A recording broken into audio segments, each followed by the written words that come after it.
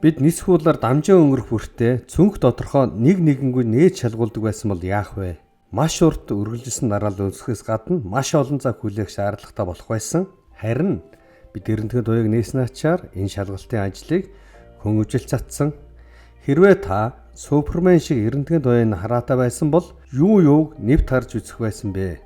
Хүн төрөлхтөнд криптон хүн шиг тийм төрөлхийн чадвар байхгүй ч бид шинжлэх ухааны ачаар эрдэнэтхээнийг тун олон янзаар хэрэгэлдэг болсон. Энэ удаад хамтдаа X-ийн талаар илүү ихийг олж мэдхийг хичээцгээ. Эхлэхээс өмнө дараагийн минутаа дараад бичлэглөөгөө орцгоё.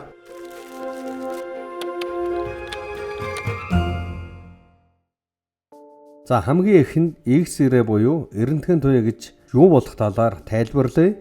Юуны өмнө бид шинжлэх ухааны нийтлэлийнхээ 22 дахь дугаар буюу бичил долгионы зуух хэрхэн ажилдаг талаар тайлбарлахдаа цахилгаан соронзон спектрийн завсарт байх өөр давтамж долгионы урттай гэрлүүдийн талаар мэддэг болсон. Эрдэнэтийн туяа бол өндөр давтамж, өндөр энергитэй, бага долгионы урт үхий цахилгаан соронзон долгион. Тэгэхээр энэ эрдэнэтийн туяаг хүнүүдээр харах боломжгүй. Нүдэнд харагдах гэрлийн спектрийн хэсэг бол энэ нарийнхан завсар. Бид нүдээрээ үүнийг харах боломжгүй ч үүнийг харж бас хэмжиж чадах машинуудыг бүтээж чадсан. Тэгээд энэ машинуудаас засрах эрдэнэтийн туяа өөр материалуудтай хэрхэн харилцаа үйлчилж буг буюу оож эсвэл шингэж байгааг нь ялган харснаар бид яс нэгэмтэл, шүднүү зураг авч мөн тээж доторх зүйлийг нэвт харж дотор нь яг юу байгааг ялган харах чадaltaй болсон. Одоо хамтдаа баг зэрэг түүхийн утас өхий эрдэнэтийн туяаг нээсэн Европсын сонин мэдээ байсан бөгөөд үүний дүнд цахилгаан соронзон долгионы мөн чанарын талаар цаашид олон судалгаа хийгдэж ангийнхын онцлогоонд чухал дэвшлэг гаргаа зогссонгүй бодисын мэдсийг судлах цоо шин зам нэгдсэн билээ. Германы физикч Вильхельм Эрдэнэтгийн лабораторид эрдэнэтийн туяаг нээхээс өмнө ийм зүйл байж болох тухай хинч таамаглаж байсангүй.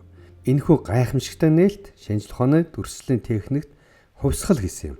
Вильхельм Конрад Эрдэнэтгийн 1845 онд Германы Леннепотно мэндэлжээ. Сургуульд байхдаа үеийнхнээсээ төдийл ялгардаг байсан тэрээр механик хэрэгслэхтэй харин авьяастай хүүхдөө. Залуу эрдэнэтгийн техникийн сургуулиас шудраг усаар хөөгдснөхийн дараагаар Үтрехийг сургуульд физик судалжээ. Энд багшилж байсан Рудольф Клойзес, Август Кунт нар түүний хожимын ажилд асар их нөлөө үзүүлсэн юм. Эрдэнэтгийн нэхэн үедээ талст бодисын дамжуулах сандарыг судалж байсан ч эрдэнэтгийн туяаг нээснээрээ алдаршиж улмаар 1901 онд Нобелийн шагналд хүртжээ. Урд 17-оос 18 дугаар зуунд гэрэл ба цацрахын талаарх ойлголтод олон дэвшил гарсан юм а. Анх гэрлийн төрлүүдийн тухайд 1666 онд Ньютоны нарны гэрэл олон өнгнөөс бүрддгийг батлав. 1800 онд Вильям Харшел хит улаан, 1801 онд Йохан Риттер хитягаан цэцрийг нээжээ. Үүнээс хойш 1850 онд Максвелл гэрэл цахилгаан соронзон долгион болохыг тодорхойлж үзэгдэх гэрэл нь хит улаан туяаныхаас богино хит ягаан туяаныхаас урт долгионы урттай гэдгийг тодорхойлжээ. Мөн Сэр Вильям Крукс катодын туяа тоолоог бүтээж катодын туяа байдгийг баталжээ. Катодын туяагүйгээр эрдэнэтийн туяаг нээх боломжгүй байсан билээ. 1850 онд Их Британий судлаач Сэр Вильям Крукс хожим нь Круксийн хоолой гэж нэрлэгдсэн даралтад хий бүхий шилэн хоолоод цахилгаан нэргэлэг явуулжээ. Энэ зурагт агаарын даралтын өөр утгад Круксийн хоолойд явагдаж буй нэргэлтүүдийг харуулсан байна. За ингэж явсаар 1895 онд эрдэнэтхийн төрөл бүрийн вакуум хоолой болон тэдгээрийн доторх нууцлаг катодын туяаг судалж байв. Тэрээр хоолооноос гарах үзэгдэх гэрлийг хаах, катодын туяаны нөлөөг тусгаарлах зорилгоор картон цаасанд дэлгэц байршуулжээ. Гэвч туршилт эхлэмэгц хүнд картон цаасаас хамааралгүйгээр ойролцоох флуоресцентийн дэлгэц гэрэлтэн тэр. Энэ бол гэрэл болон катодын туяаны алинтай холбоогүй ямар нэгэн шин зүйл болж таарав. Эрдэнэтгийн шинэхэн туяаныхаа нууцлах чанарыг бэлэгдэн X туяа гэж нэрлээд цааш судалгааг үргэлжлүүлжээ. Тэрээр 2 сарын дараа анхны өрнөгийг нийтлүүлсэн нь ихэд дуйлан дэгдээсэн юм. Эрдэнэтхэн юуны өмнө энэ туяа янз бүрийн объектыг нэвтлэх чадвартай тогтоожээ. Эрдэнэтхэн туяа металл болон бусад нэгт материалуудад халахлагддаг цаас эсвэл хүний арсыг нэвтэлдэг аж. Тэрээр туяа фото цаасыг нэвтэрдэг гэдгийг ойлгож авсаархан аппарат бүтээгээд эхнэрийнхээ гарын ясны зургийг авчээ. Энэ бол гэрэл зургийн төөхөнд хамгийн алдартай зургуудын нэг бөгөөд эрдэнэтгэний эхнэр Аннагийн гарын эрдэнэтгэн зураг хормын мөгч хурууны яснууд тод харагдана. Энэ зургийг 1895 оны 12 сард авсан бөгөөд 1896 оны 1 сар гэхэд ясны хугарлыг хэдийн эрдэнэтгэн туяагаар илрүүлдэг болсон байлаа. Хүний үеийн дотор талыг харах энэхүү шин техник эмнэлэгт илэрхий хэрэгцээтэй байсан нь тодорхой бөгөөд удалгүй эрдэнэтгэн туяаг янз бүрийн өвчин зовоорыг онцлоход ашиглах болов. 1896 онд Францын физикч Лю Бенюа туяаны иончлох нөлөөг нээж иончлалын дараа үлдэх агаар нь цахилгаан цэнэгтэй болохыг тогтоосон ба 1900 оны эхээр цацрагах чадварыг нь арсны хор тавдраг эмчилгэд хэрэгжилжээ. Анхны цээжний эрдэнэтгэн зураг 1896 онд Вильгельм эрдэнэтгэн үйлчлүүлэгчийн эрдэнэтгэн зураг авахт нь бэлтгэж буй инээ. Тухайн үеийн эмч нар эрдэнэтгэн туяаг онцлоход даруй ашиглах болсон бөгөөд эрдэнэтгэн судлаа анхны сэтгүүл клиникийн эрдэнэтгэн зургийн архив 1896 оны 4 сард хэвлэгдэжээ. 1940-од оны үеэс үзэгдэх гэрэлт өртөхөөргүй өчүүхэн зүйлсийн дүрсийг микроскопоор харахад хит богино долгионы уртдаа эрдэнэтгэн туяаг ашиглажээ. Улмаар эрдэнэтгэн туяаны аливаа биетийг нэвтлэх чадварыг цааш сайжруулж ангаах ухаанд компьютер томографын шин төрөл, машин үйлдвэрлэлд материалын дотоод деформац, гэмтлийг гаднаа шинж тэмдэглэхээс нь өмнө гүнзгий судалдаг болов. Эрдэмтэд эрдэнэтгэн туяаны ачаар хүний биеэс авахуулаад огторгон хар нөх хүртлэх бүтцүүдийг нарийн судалжээ. Жишээлбэл 1999 онд НАСА-гаас хөргсөн Чандра сансрын дуран авианаас эхлээд дараах жагсаалтад харагдаж буй одоо ажиллаж буй болон хугацаанд дууссан маш олон төхөөрөмжүүдийг бит бүтээсэн. Эрдэнэтгэн туяаны кристаллограф нь ДНХ-гийн давхар мөшгөрсөн бүтцийг илрүүлснээр биотехнологи, генетикт хувьсгал авч ирв. Эрдэнэтгэн туяаг өнөө хүртэл компьютерийн томографын зураг зэрэг ангаахын дүрс онцлогоонд ашигласаар байна.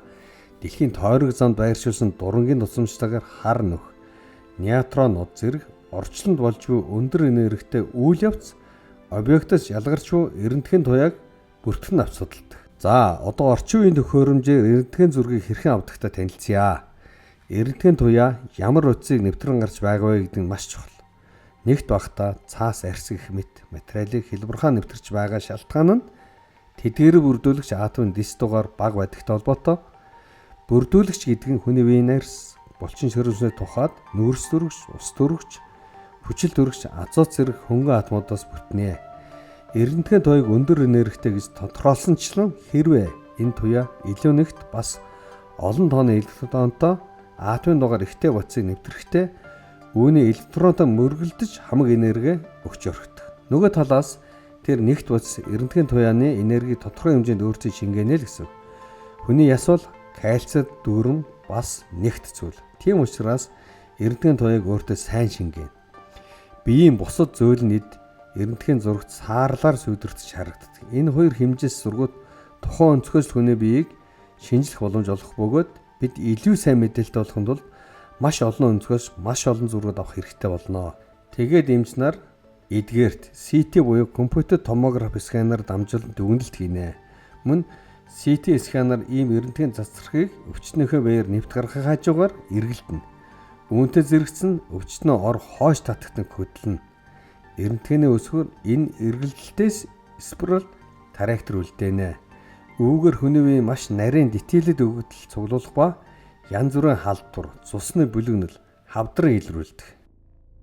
1900-аад оны эхээр эмч турсан шинжээчид эрдэнэтгэн туяаг хэтрүүлэн хэрэглэх нь арсны эсийг гэмтэх, арсан дээрх цацрын төлөвлөлт үүсгэх, хор тавдраг өдөөх зэрэг эрсдэлтэй мэджээ. Улмаар эрдэнэтгэн туяаг биеийн дүрс онцлогоонд илүү болгоомжтой бага тунгаар ашиглах болов. Гэсэн ч 20-р зууны 2-р хагасаас л эрдэнэтгэн туяаны хор хөнөөлийг бүрэн таньж нөлөөллийг мууруул хатуу журам өрдөгдөж эхэлсэн юм аа. Энэ зурд эрдэнэтгэн туяанд онцлог шиг асуудлууд байсаар л байлаа. 1912 онд Мюнхен их сургуулийн Макс фон Лой туяаг талстын атомуудын хоорондох нарийнхан завсараар нэвтрүүлэхэд дифференцлэгдэж буйг тогтоов. Түүний туршилт талстын бүтэц эрдэнэтгэн туяаны дифракцийн зүрхт нөлөөлдөг болохыг харуулснаар эрентгийн туяагаар бодисын дотоод үтсийг атомын түвшин судлах эрхлэл тавигдсан юм а. За үүний өмнө бид байгалийн цацрагын талаар тодорхой ойлголттой байх хэрэгтэй. Гамма, эрентген, хитаген гээд аль ч өндөр энергитэй цацрагах байгаль дээр цаанаасаа оршдог бөгөөд хүний бие биед дасан зогтсон байдаг. Гэхдээ эрдэнгийн зургууд олноо даахуулах ч юм уу өндөр тунгаар өнд өртвөл сая дурдсан эрсдэл үүсч болно. Харин тэнд ажилдаг эмнэлгийн ажилчид үүнээс өөрийгөө хамгаалахын тулд хар туглан хантаа зөмсөж мөн тусгай хан үххийн өрөөнд аюул бахта зайнаас онцлогооны төхөөрөмжийг асаадаг байна. Мэдээж эмнэлгийн салбар дахь цацраг үүсгэх төхөөрөмжийн аюулгүй ажиллагаа, цацрагын хяналт зэрэг нь олон улсын стандартын дагуу дэлхийн хаанч адилхан мөрдөгддөг. Зөвхөн CT скан хэлэх тун нь жилд хүний бүхэл биеийн тухайд хамгийн ихтэй 2-5 удаа байх боломжтой. Үүнээс их бол цацрагын тунгаа хэтрүүлэх нь байна. Мөн зөвхөн толгоо, цээж, хэвлийн хөндөө гихмээ тус хэсгүүдэд CT скан хэлэх тун өөр байдаг. Нобелийн шагналд энэ гайхамшигтай нээлт хүн төрөлхтний түүхэнд сүүлийн 100-гаатхан жилийн дотор хэдэн зуун сая хүнийг илаарших тусалж олон мянган хүний хорт төвчнийг онцлохоос гадна нисэх буудлын шалгам, сансар судал гэх мэт дурдаад баршгүй олон төрлөөр бидний амьдралыг хөнгөвжилж өр өгөөж өгсөөр ирсэн.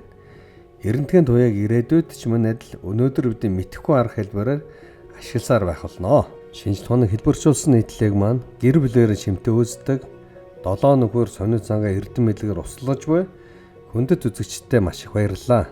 Контентыг маань тасралтгүй тууштай хийх та бүхний сэтгэл, лайк, шеэр, сабскрайб болгоно чухал шүү.